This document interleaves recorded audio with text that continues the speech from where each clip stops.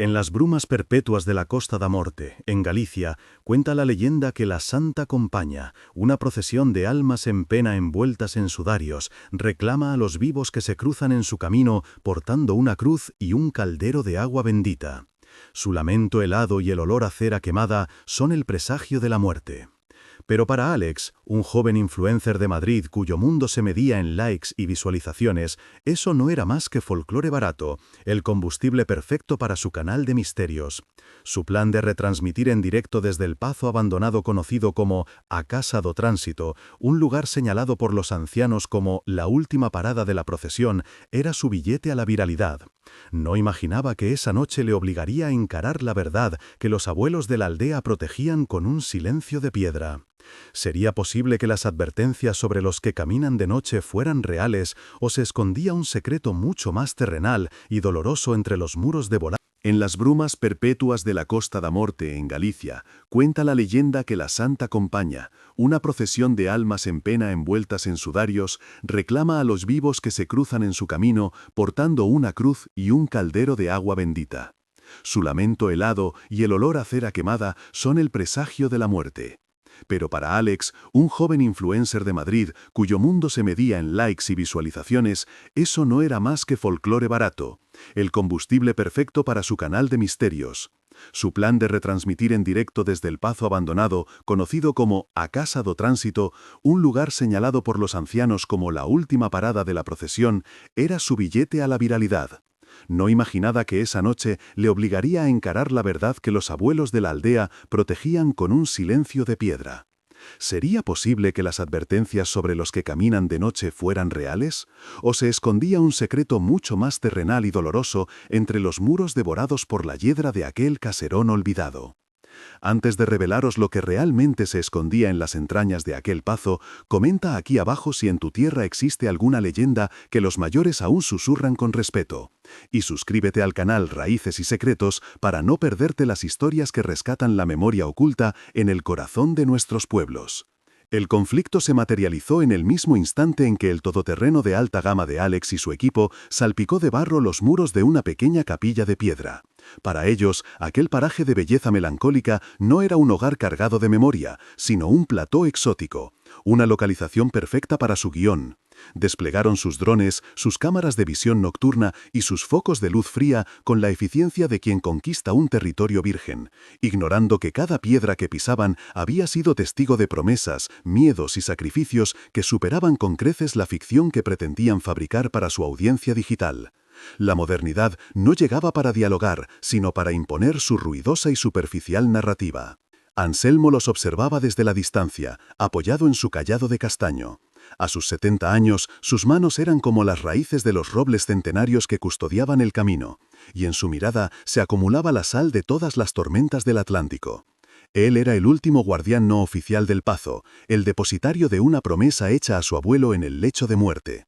Se acercó al grupo sin prisa, con el paso lento pero firme de quien conoce cada palmo de tierra. No alzó la voz, pues en Galicia las advertencias más serias se pronuncian en susurros. «Esta casa no é un xoguete», dijo en un gallego cerrado y profundo. «Hai cousas que no se deben espertar. Hai silencios que gardan máis verdades que as vosas luces». Su voz no era una amenaza, sino una súplica, el ruego de un hombre que intentaba proteger no solo un lugar, sino el frágil equilibrio entre el pasado y el presente que ellos estaban a punto de hacer añicos. Alex, lejos de sentir respeto o curiosidad, vio en Anselmo una oportunidad de oro. Giró la cámara hacia él, sonriendo a su audiencia invisible. «Y aquí tenemos, amigos, al auténtico guardián de las leyendas», comentó en tono burlón, encuadrando el rostro curtido del anciano. «Cuéntenos, buen hombre, ¿ha visto usted a la compañía? ¿Llevan wifi los fantasmas?» Su equipo rió la gracia, mientras en la pantalla del móvil el chat en directo se llenaba de emoticonos de calaveras y aplausos. Para ellos, Anselmo no era una persona, sino un personaje. Su advertencia no era un consejo, sino contenido. Lo grabaron mientras se alejaba, negando con la cabeza. Y titularon el clip «El viejo loco de la Santa Compaña nos amenaza». La profanación no había comenzado al forzar la entrada del pazo, sino en aquel preciso instante, al convertir la sabiduría ancestral en un meme para consumo rápido y desalmado. El pazo de A Casa do Tránsito se erigía como un esqueleto de piedra contra el cielo gris plomizo. Sus muros de granito lloraban un verdín perpetuo, y la hiedra se aferraba a ellos como los dedos de un ahogado, estrangulando la historia que contenían.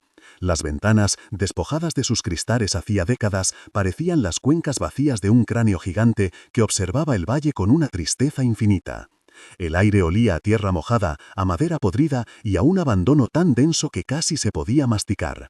El único sonido era el silbido del viento, colándose por las tejas rotas, un lamento constante que los lugareños confundían con las voces de la compañía.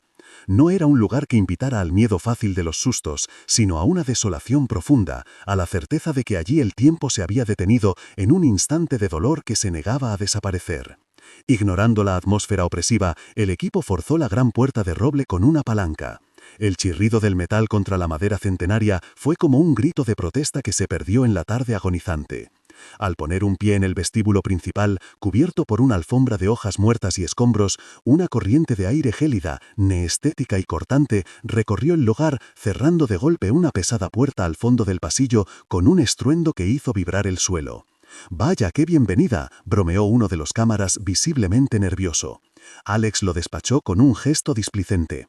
«Corrientes de aire en una casa en ruinas, qué paranormal todo». Pero incluso él, por un fugaz segundo, sintió un escalofrío que no tenía nada que ver con la humedad gallega. Habían cruzado un umbral, y la casa, a su manera, les había hecho saber que ya no había vuelta atrás. La noche apenas comenzaba a extender su manto sobre la Costa da Morte. Dentro del gran salón, el equipo de Alex había montado su campamento base. Los focos de luz LED blanca y fría despojaban a las sombras de su misterio, convirtiendo la penumbra ancestral en un plató de televisión crudo y sin alma. El polvo de décadas, que hasta entonces había descansado en paz sobre los muebles cubiertos por sábanas blancas, ahora danzaba en los haces de luz como una multitud de espectros diminutos y agitados. «Necesitamos más dinamismo», sentenció Alex, revisando la señal en su monitor. «El chat pide acción, no solo paseos por pasillos oscuros». Sus ojos recorrieron la estancia hasta detenerse en una pequeña hornacina en la pared, donde una figura de la Virgen del Carmen, descolorida y con la pintura agrietada, parecía velar por el vacío. A su lado, un pequeño rosario de cuentas de madera oscura yacía sobre un paño de lino amarillento. Era un altar improvisado, un último vestigio de fe en un lugar devorado por el olvido. Para Alex, sin embargo, era atrezo. Con la cámara de su móvil grabando para una historia de Instagram, se acercó a la hornacina con una sonrisa condescendiente. «Mirad lo que tenemos aquí, equipo», narró para su audiencia digital. «Parece que los antiguos inquilinos se dejaron su kit antifantasmas». Tomó el rosario con la punta de los dedos, como si estuviera sucio, y lo balanceó frente a la lente. «¿Creéis que esto funciona contra la Santa Compañía o solo contra los espíritus con carné del Club de los Creyentes?» Sus seguidores respondieron con emoticonos de risas. Sin pensarlo dos veces y con un gesto de desdén teatral, lanzó el rosario a un rincón oscuro del salón. El delicado objeto golpeó la pared de piedra con un chasquido seco y desolador que pareció resonar en el alma misma de la casa, un sonido minúsculo pero cargado de una violencia simbólica que heló la sangre de su propio cámara por un instante.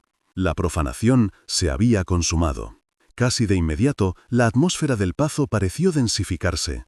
El viento, que antes silbaba suavemente entre las tejas rotas, ahora aullaba con una furia creciente, golpeando un postigo de madera suelto en el piso superior con un ritmo irregular y macabro, como el latido de un corazón agónico. La temperatura dentro del salón descendió varios grados de forma abrupta, un frío húmedo y penetrante que se colaba hasta los huesos y que nada tenía que ver con las corrientes de aire. «Tío, ¿has sentido eso?», susurró Dani, el técnico de sonido, frotándose los brazos. «Ha sido como si alguien abriera la puerta de un congelador». Alex, molesto por la interrupción, lo fulminó con la mirada. «Es una ruina en Galicia, Dani. ¿Qué esperabas? ¿Calefacción central? Centraos en el trabajo. La gente quiere sustos, no partes meteorológicos». Pero su propia voz sonó un poco menos segura, un poco más frágil en la inmensidad de aquel silencio hostil. Desde una pequeña colina que dominaba el valle, Anselmo observaba las luces artificiales que apuñalaban la oscuridad del pazo. Eran como heridas abiertas en la negrura sagrada de la noche. Cada destello era una afrenta, cada risa que el viento arrastraba hasta él, un insulto a la memoria de los que allí habían sufrido y luchado. Apretó con fuerza el cayado, recordando las palabras de su abuelo en su lecho de muerte. Las paredes de esa casa guardan más que piedras y humedad, Anselmo. Guardan los nombres y los silencios de los valientes. No dejes que los necios bailen sobre sus tumbas. Se sentía un fracasado, el último centinela de un fuerte cuya puerta había sido derribada no por la fuerza, sino por la indiferencia y la burla. Sabía que no podía detenerlos con palabras, pero quizás, solo quizás, la propia casa aún recordaba cómo defender sus secretos más profundos. La noche era joven, y en la Costa da Morte, las noches siempre pertenecieron a los muertos. Dentro, la búsqueda de contenido de Alex se había vuelto más agresiva. El salón principal está muerto. Vamos abajo, a las bodegas. Siempre hay buen material en los sótanos. Guiados por las linternas, descendieron por una escalera de piedra resbaladiza por el musgo que se hundía en las entrañas del pazo. El aire cambió al instante. El olor a polvo y madera vieja fue reemplazado por un aroma denso y profundo a tierra mojada, a vino avinagrado y a un estancamiento que hablaba de siglos de oscuridad ininterrumpida. Las paredes de granito sudaban una humedad helada que empapaba sus ropas, y el sonido de sus pasos era devorado por la acústica cavernosa del lugar. Hileras de barricas de roble, desvencijadas y cubiertas por una gruesa capa de moho, yacían como ataúdes olvidados, guardianes de un vino que se había convertido en veneno mucho tiempo atrás. Era un descenso no solo físico, sino simbólico, hacia el corazón oculto de la historia. Fue entonces cuando la tecnología, su herramienta de profanación, les mostró algo que no esperaban. Mientras uno de los cámaras barría las paredes con un dispositivo de imagen térmica, una extraña anomalía apareció en la pantalla. En medio del mosaico de colores cálidos que representaban la temperatura de la piedra, una gran mancha de un azul intenso, casi negro, se destacaba en un muro que, a simple vista, parecía idéntico al resto. «Joder, mirad esto», exclamó el cámara. «Esta parte del muro está bajo cero. No tiene ningún sentido». Alex se abalanzó sobre el monitor, sus ojos brillando con una excitación depredadora. Había encontrado su momento viral. ¡Lo tenemos! ¡Una zona fría! ¡Actividad paranormal de libro! Para él no era una pista, sino un trofeo. La leyenda decía que la compañía atravesaba los muros. Él, en su ceguera, creía haber encontrado la prueba de un fantasma, sin sospechar que estaba a punto de tocar la cicatriz de una verdad mucho más sólida y peligrosa. La arrogancia de Alex alcanzó su punto álgido. Ignorando las miradas nerviosas de su equipo, agarró una barra de hierro oxidada que encontró entre los escombros del suelo. «El chat se va a volver loco con esto. Vamos a ver qué hay detrás del muro de los espíritus», anunció con una sonrisa triunfal, posicionándose frente a la mancha fría. «Dani, graba esto en primer plano. Quiero que se vea bien». Levantó la barra de hierro por encima de su cabeza, su silueta recortada contra la luz de los focos. El primer golpe resonó en toda la bodega como un trueno subterráneo, un sonido brutal que pareció hacer temblar los cimientos del pazo. Un trozo de yeso se desprendió, revelando debajo una mampostería más antigua y compacta. En ese preciso instante, todas las luces del equipo parpadearon al unísono y se apagaron durante un segundo eterno, sumiéndolos en una oscuridad total antes de volver a encenderse. Desde el exterior, un graznido colectivo y ensordecedor de cientos de cuervos se alzó desde el tejado, como si la casa misma estuviera gritando una última advertencia. Pero Alex, cegado por la adrenalina y la promesa de la fama, ya no escuchaba, solo veía el muro.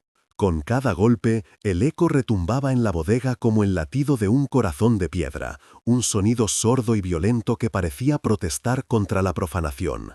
El polvo de mortero antiguo llenaba el aire, creando un velo blanquecino que danzaba en los haces de luz de los focos, un polvo que no había sido perturbado en generaciones. El equipo de Alex se había replegado, sus rostros una mezcla de miedo y fascinación. Ya no era un juego. El frenesí de su líder tenía la ferocidad de quien no busca, sino que destruye. La barra de hierro se alzaba y caía con una tenacidad casi inhumana, impulsada por la promesa de desvelar el secreto que la cámara térmica había señalado. No buscaba una verdad, sino una exclusiva, y estaba dispuesta a derribar la historia a martillazos para conseguirla, sin comprender que hay muros que, más que separar espacios, protegen memorias que no deben ser profanadas a la ligera. Finalmente, con un crujido sordo y un estruendo de cascotes, una sección del muro cedió. La barra de hierro atravesó el vacío y Alex casi perdió el equilibrio. Un soplo de aire increíblemente frío y viciado se escapó de la oquedad, un aliento que olía a tierra sellada, a tiempo detenido y a algo más, algo orgánico y olvidado, como el aroma de hojas de tabaco secas y papel enmohecido. No había espectros ni apariciones fantasmales, solo un agujero oscuro y angosto, apenas lo suficientemente grande como para introducir un brazo. Por un momento, el rostro de Alex reflejó una profunda decepción. Su audiencia esperaba un portal a otra dimensión, y todo lo que había encontrado era un vulgar escondite. «¿Y ya está?», musitó Danny, el cámara, bajando la lente como si el espectáculo hubiera terminado. Pero el verdadero misterio no se muestra con estruendo, sino que se revela en los silencios que deja la violencia. Alex, recuperando su compostura de showman, enfocó la linterna de su móvil hacia el interior del hueco. La luz temblorosa reveló un pequeño bulto envuelto en lo que parecía ser una tela encerada, de un color pardo oscuro, manchada por la humedad pero sorprendentemente intacta. Con cuidado, introdujo la mano en la oscuridad helada, sus dedos rozando la piedra áspera y fría hasta que tocaron el paquete. Era más pesado de lo que parecía, y la tela, al tacto, se sentía rígida y quebradiza por el paso de las décadas. Lo sacó a la luz con un aire de triunfo forzado, mostrándolo a la cámara como si fuera un tesoro pirata. No era un cofre ornamentado ni un artefacto arcano, sino un objeto humilde casi patético, cuya única cualidad notable era la evidente intención con la que alguien, mucho tiempo atrás, lo había ocultado del mundo. «Veamos qué nos dejaron los espíritus de la compañía», proclamó Alex al chat en directo, que hervía de especulaciones. Colocó el paquete en el suelo polvoriento y con la navaja multiusos que siempre llevaba, cortó con cuidado las cuerdas de cáñamo que lo ataban. La tela encerada se deshizo en pedazos al manipularla, revelando una pequeña caja de madera de castaño, sin adornos, ennegrecida por el tiempo. La tapa no estaba clavada, sino encajada a presión.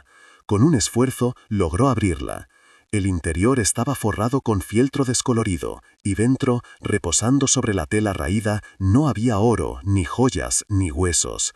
Había dos objetos, un libro de contabilidad de tapas de cuero desgastado y a su lado una pequeña concha de vieira de plata ahora ennegrecida por la oxidación. La decepción se instaló de nuevo en el equipo.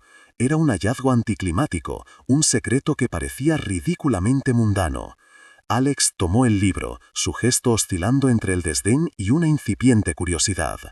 El cuero estaba frío y ligeramente húmedo, y al abrirlo, un olor a papel viejo y a tinta ferrogálica inundó sus fosas nasales. Las páginas, amarillentas y frágiles, estaban cubiertas por una caligrafía elegante pero apretada.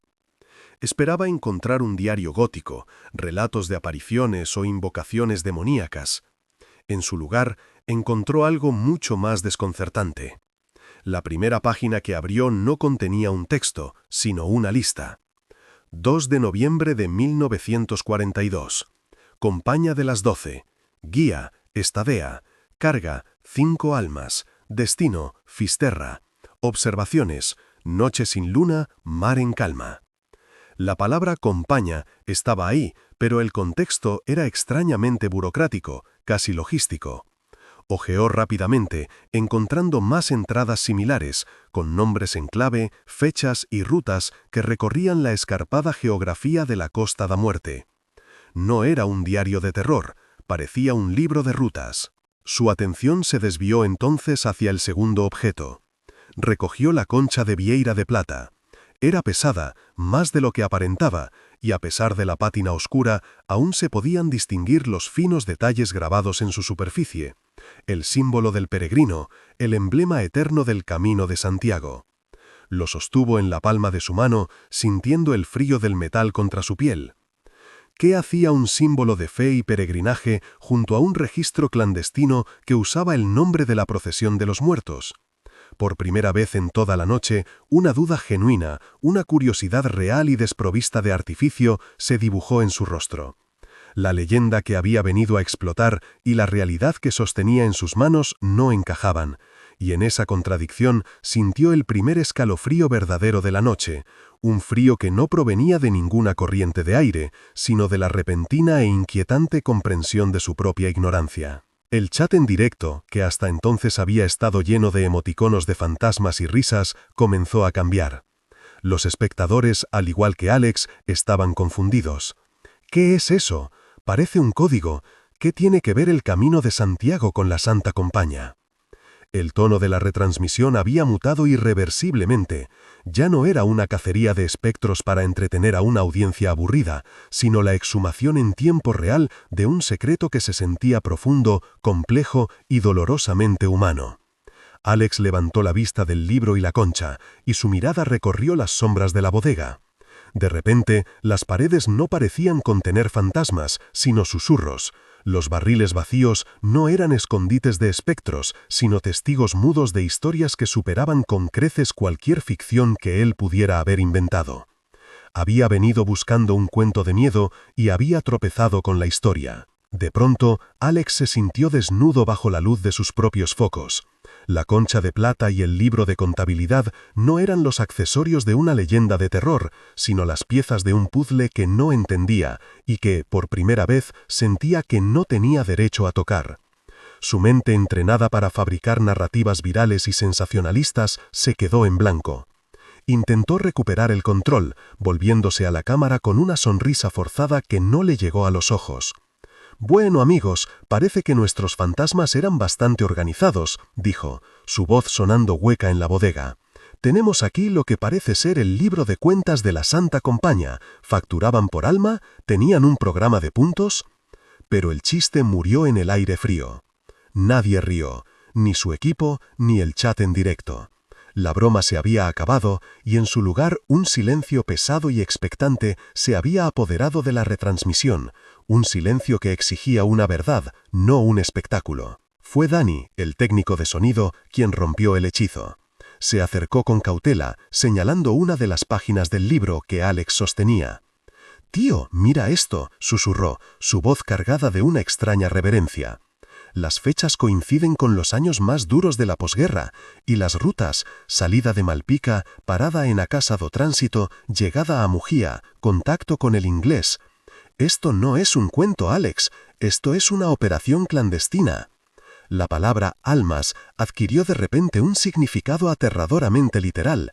No se refería a espectros, sino a personas. La compañía no era una procesión de muertos, sino una caravana de vivos que huían de la muerte. El libro que sostenía en sus manos no era un artefacto paranormal, sino el registro meticuloso y valiente de una red de escape, una cicatriz de la historia que él había abierto a golpes por un puñado de likes. La sangre se le heló en las venas, una frialdad mucho más profunda que la del muro de piedra. Mientras la revelación comenzaba a asentarse en la bodega, en el exterior, una figura se movía con determinación a través de la noche gallega. Anselmo había visto desde su ventana cómo las luces del equipo se concentraban en la zona de las bodegas, y su corazón dio un vuelco. Sabía lo que guardaba aquel muro.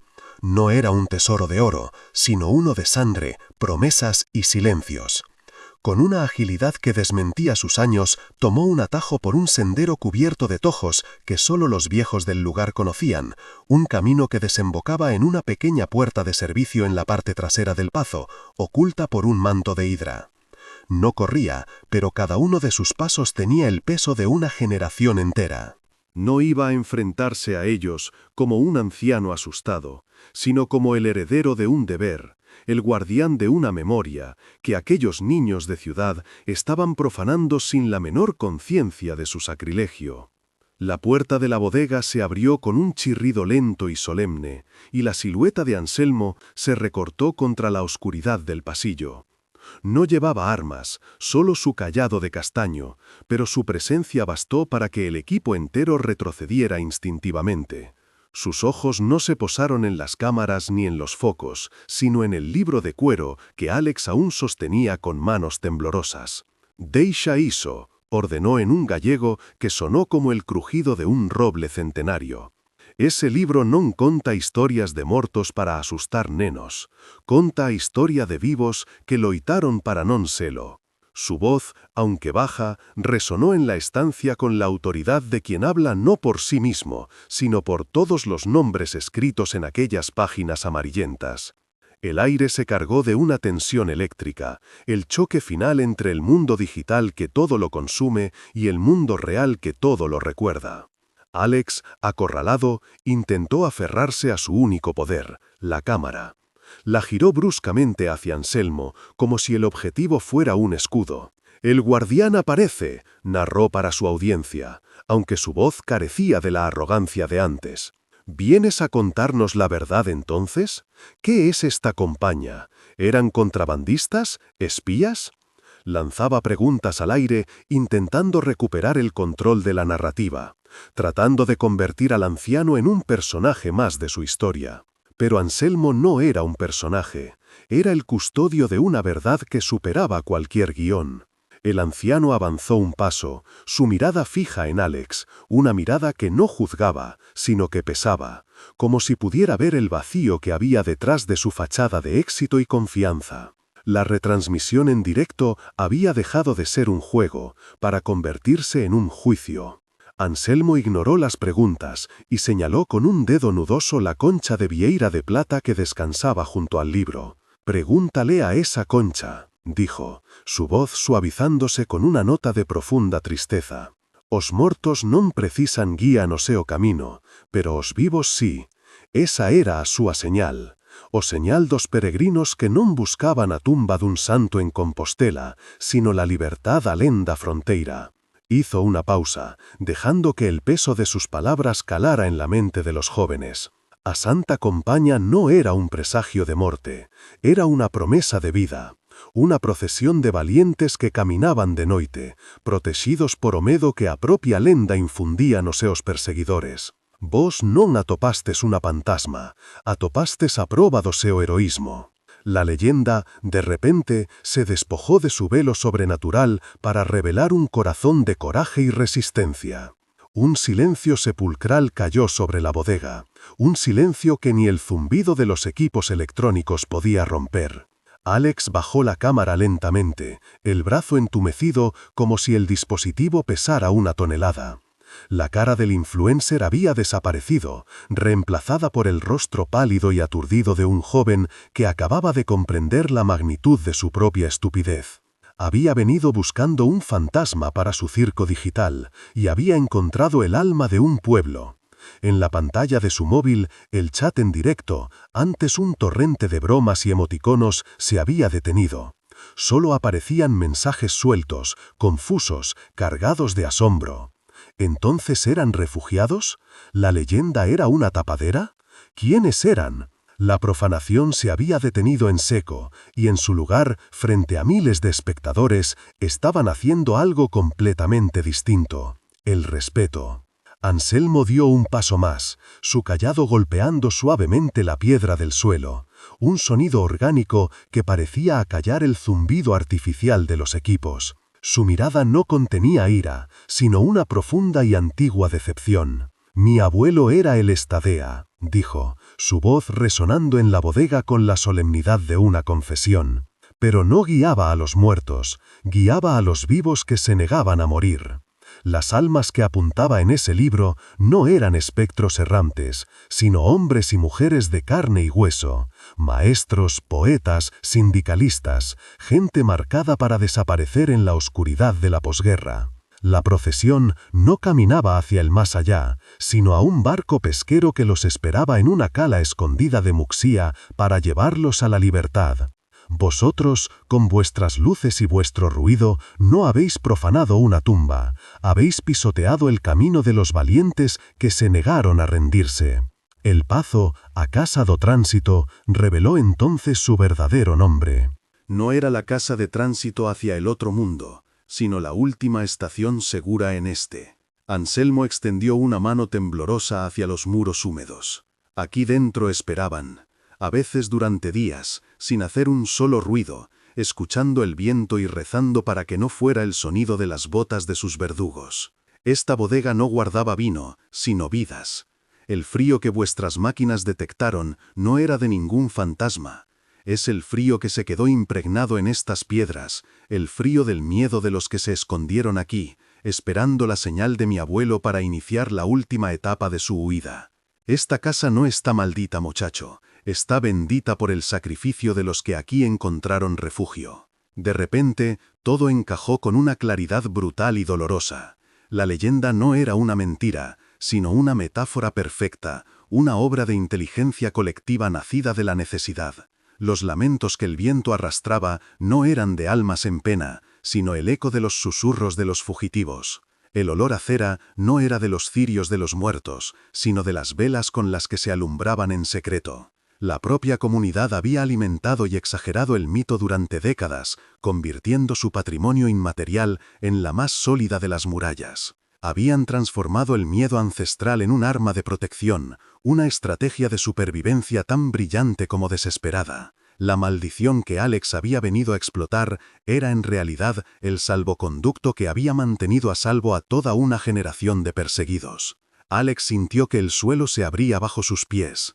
El móvil, que aún sostenía en la mano y que seguía retransmitiendo en directo, le pareció de pronto un objeto obsceno, un artefacto de un mundo trivial y estúpido. El torrente de comentarios y likes que había anhelado ahora le quemaba como el estigma de la vergüenza. Su búsqueda de viralidad, su desprecio por el viejo loco, su parodia de la procesión, cada acto de su arrogancia se le presentó como una profanación imperdonable. No había destapado un misterio paranormal, había reabierto a golpes una cicatriz sagrada de la historia. El castillo de naipes de su fama digital se derrumbó en un instante, sepultado por el peso de una verdad que era infinitamente más grande, más real y más importante que él y todo su universo de apariencias. La sangre se le retiró del rostro, dejándolo pálido como los espectros que había venido a buscar.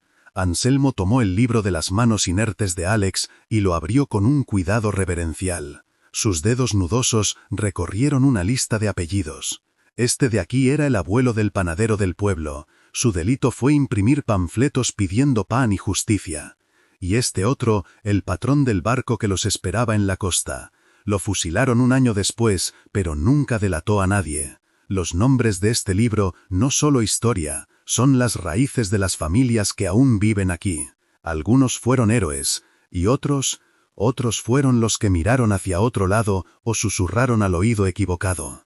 Por eso aquí el silencio es sagrado, porque está lleno de nombres, de promesas guardadas y de deudas pendientes. La revelación ya no era solo histórica, sino que se había convertido en un asunto personal y peligroso que afectaba a toda la comarca. Entonces, la mirada de Anselmo se desvió hacia la pequeña hornacina en la pared, ahora visible desde la bodega a través del pasillo. La vio vacía, y su rostro, ya sombrío, se contrajo en una mueca de dolor genuino. Se volvió a Alex, y por primera vez su voz contuvo un filo de acero. Había un rosario ahí, pequeño, de cuentas de madera oscura, el que mi abuela rezaba cada noche que la compañía salía, pidiendo por cada una de las almas vivas que su marido guiaba en la oscuridad. Era lo único que nos quedaba de ella. ¿Dónde está? La pregunta quedó suspendida en el aire, más pesada que cualquier acusación. Alex no pudo responder, solo pudo recordar el chasquido seco y desolador del objeto al estrellarse contra la piedra en un rincón oscuro, un gesto de desdén que ahora comprendía como el acto final y más cruel de su ignorancia. La pregunta sobre el rosario cayó en la bodega con el peso de una sentencia. Alex, el rey del contenido viral, el hombre que vivía de su propia voz, se quedó mudo. Su rostro, iluminado por los focos que él mismo había instalado, se convirtió en el mapa de una vergüenza incandescente. No necesitó responder. Su silencio fue la más elocuente de las confesiones, retransmitida en directo a miles de espectadores que, por primera vez, no veían a un influencer, sino a un niño avergonzado ante la mirada de un anciano que encarnaba la dignidad de un mundo que él había intentado pisotear. La cámara, su herramienta de poder, era ahora el testigo implacable de su humillación. Cada segundo de silencio que pasaba era un clavo más en el ataúd de su arrogancia. y en la quietud de la bodega solo se oía el zumbido de los aparatos electrónicos grabando la dolorosa deconstrucción de un ídolo de barro. Con un movimiento lento, casi de autómata, que contrastaba con la frenética energía que siempre proyectaba, Alex se apartó de Anselmo y caminó hacia el trípode que sostenía su móvil. Sus pasos resonaban en la piedra con una gravedad nueva, como si cada uno pesara por todas las faltas de respeto cometidas aquella noche. No miró a su equipo, cuyos rostros eran un reflejo del suyo. Sus ojos estaban fijos en la pequeña pantalla que le devolvía su imagen descompuesta. La última imagen que sus miles de seguidores vieron no fue la de un espectro ni la de un tesoro, sino el primer plano del rostro de un joven que acababa de entender el verdadero significado de la palabra profanación. Con un dedo tembloroso, deslizó y pulsó el botón de «Finalizar transmisión». La pantalla se fundió a negro. Un corte seco, sin despedidas ni explicaciones, que dejó a su audiencia con la pregunta más importante suspendida en el aire. Una pregunta que ya no era sobre fantasmas, sino sobre la memoria y el respeto. En el silencio absoluto que siguió al fin de la retransmisión, un silencio que parecía más profundo y denso que antes, Alex se dio la vuelta y sin mediar palabra caminó hacia el rincón oscuro donde había arrojado el rosario. Se arrodilló sobre el suelo húmedo y polvoriento, buscando a tientas entre los escombros hasta que sus dedos encontraron las cuentas de madera, pulidas por décadas de oraciones y miedos. Lo recogió con una delicadeza que nunca antes había mostrado, como si sostuviera un objeto sagrado. Se levantó y se acercó a Anselmo, extendiendo la mano con el rosario descansando en la palma. No hubo palabras de perdón, pues ambos sabían que las palabras ya no servían. Solo hubo un gesto, la entrega humilde de un legado profanado y la aceptación solemne de un guardián que veía en los ojos del joven no la maldad, sino la profunda y dolorosa lección que solo la verdad es capaz de enseñar. El pasado y el presente por fin se encontraron en el silencio de aquella bodega. Las semanas que siguieron a aquella noche transformaron el canal de Alex y con él la historia del Pazo. El vídeo de disculpa que publicó, grabado con una sola cámara fija y sin efectos, fue el más visto de su carrera. En él no solo narraba la verdad de la compañía de los vivos, sino que anunciaba su intención de usar su plataforma para honrarla. Lanzó una campaña de recaudación de fondos para restaurar a Casa do Tránsito y convertirla en un centro de memoria histórica. La leyenda no murió, se transformó. En la aldea, los abuelos ya no la contaban a los niños para asustarlos, sino para infundirles orgullo. La historia de cómo sus antepasados habían tejido un escudo con el hilo del miedo. La procesión de almas en pena se convirtió en la marcha de los héroes anónimos y el Pazo maldito en el santuario de su valentía. La tradición no fue destruida, sino resignificada, adquiriendo una fuerza y una profundidad que la modernidad, irónicamente, le había acabado por devolver. Hoy, si uno se acerca al Pazo de A Casa do Tránsito, ya no encontrará los muros devorados por la hiedra del abandono, sino andamios y el sonido de herramientas que trabajan con respeto. El proyecto, financiado por miles de pequeñas donaciones de antiguos seguidores de Alex y con el trabajo voluntario de los vecinos del pueblo, avanza lentamente, devolviendo la dignidad a la piedra. Anselmo ya no es el guardián solitario, sino el director de la memoria del lugar, guiando a jóvenes historiadores y a descendientes de aquellos peregrinos que han regresado de todas partes del mundo para conocer el lugar que salvó a sus familias. A veces se puede ver a un joven de Madrid, lejos de las cámaras y los focos, acarreando piedras o limpiando vigas, trabajando en silencio.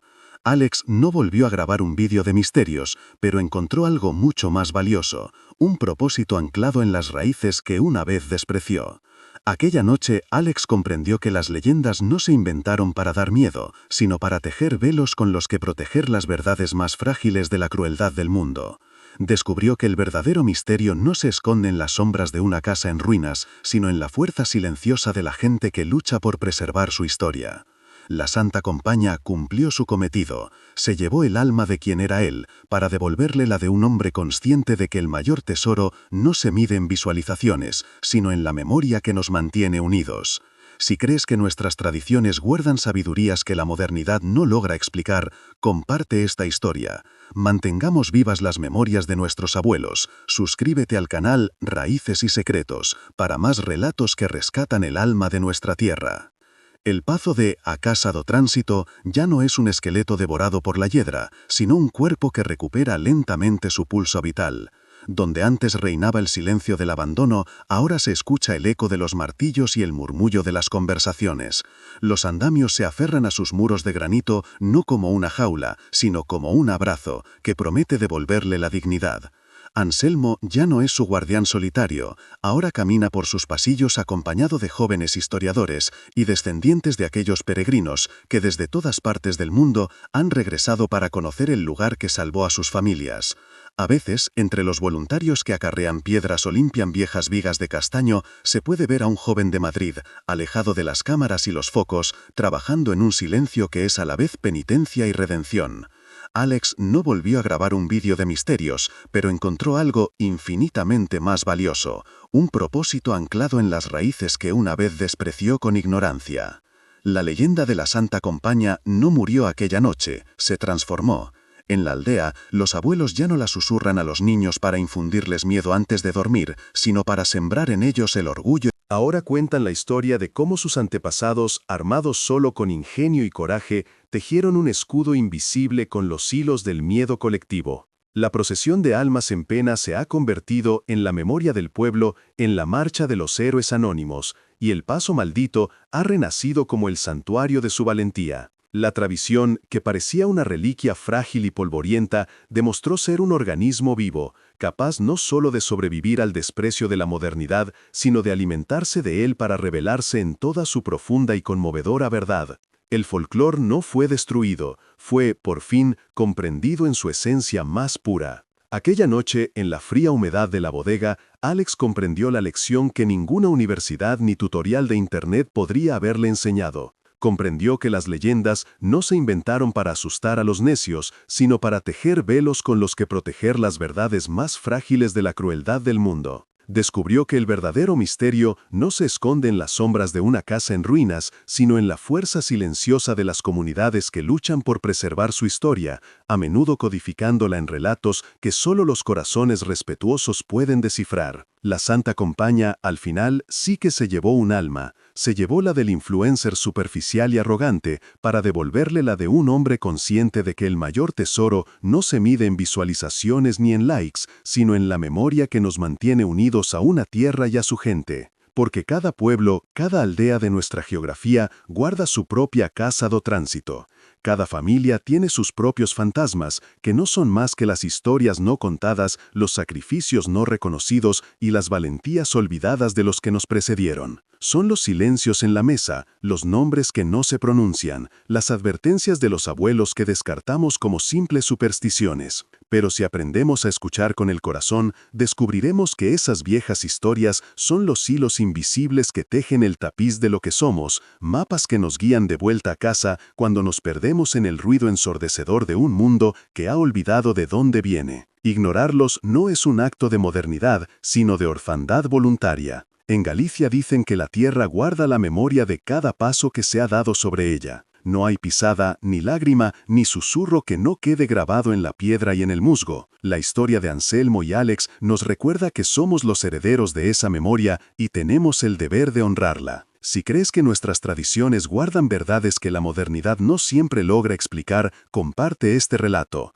Ayúdanos a mantener vivas las historias de nuestros abuelos. Suscríbete al canal Raíces y Secretos y juntos evitemos que el olvido sea la última procesión que reclame nuestra alma.